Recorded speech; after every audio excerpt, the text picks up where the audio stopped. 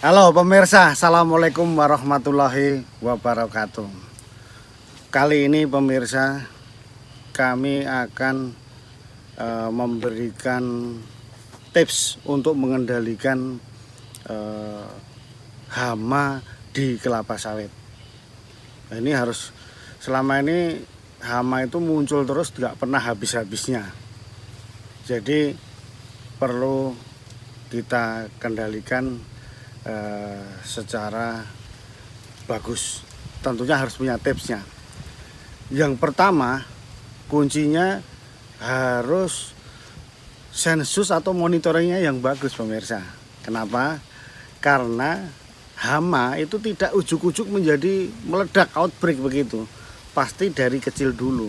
Nah, ini yang sering tidak diperhatikan sensusnya. Sensus sebaiknya dilakukan sebulan sekali atau diperpendek. Nah, tergantung yang mau di sensus, seperti ulat api, ulat kantong. Nah, ini harus relatif lebih disensusnya secara benar. Jadi kalau ini jebol, maka hama akan meledak.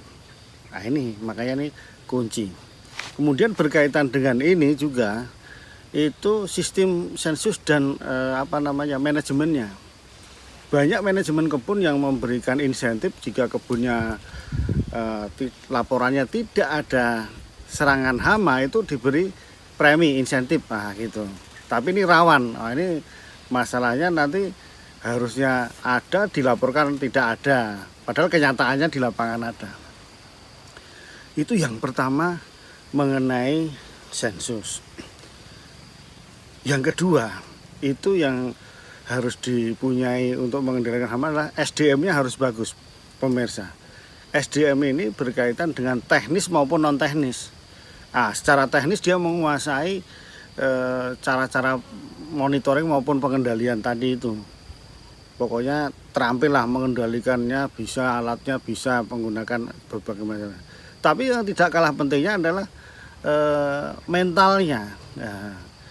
Mentalnya supaya ini nanti tidak bohong begitu. Jadi nanti laporan hamanya banyak tidak dilaporkan dan sebagainya. Ini masalah SDM secara non teknisnya, begitu. Kemudian yang ketiga itu adalah dana atau uang. Ya kalau tanpa dana yang cukup itu ya sulit akan mengendalikan. Supaya apalagi sudah luas pemirsa, kalau sudah luas sudah sulit dikendalikan. Oleh karena itu harus selalu dianggarkan, penganggarannya harus ada begitu. Kalau tidak ada nanti kerubukan, hamanya sudah semakin cepat, sangat sulit.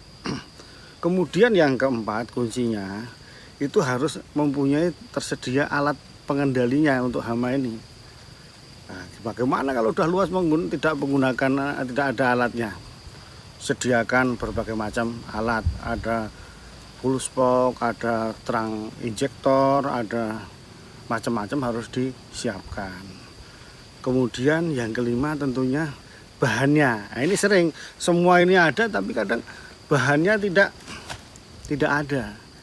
Sehingga ini perlu diadakan secara tepat penganggarannya. Makanya harus bagus diprediksi ya.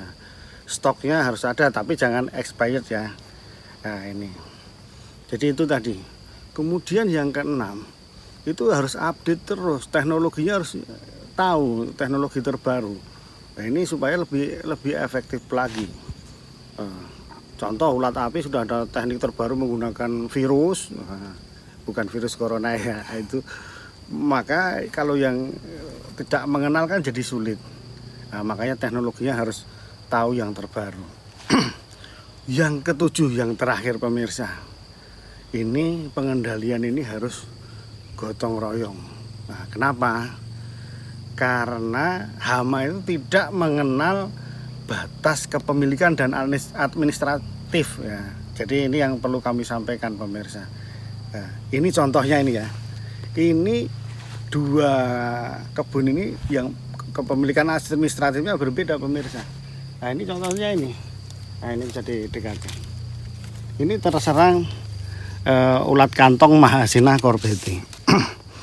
Nah ini yang sebelah sini ini kepemilikannya lain, beda yang sebelah sana. Nah, sana beda. Nah, tetapi kalau tidak kerjasama antara pemilik yang sini dan sana, ini yang sini bisa terserang. Nah, itu makanya pengendalian ini harus kerjasama dengan tonggonya, dengan tetangganya, dengan peringgannya, supaya berjalan sukses. Nanti jangan klaim, wah ini muncul karena dari sini, ini muncul dari sono, kan gitu. Makanya harus kerjasama, populasi habis, begitu.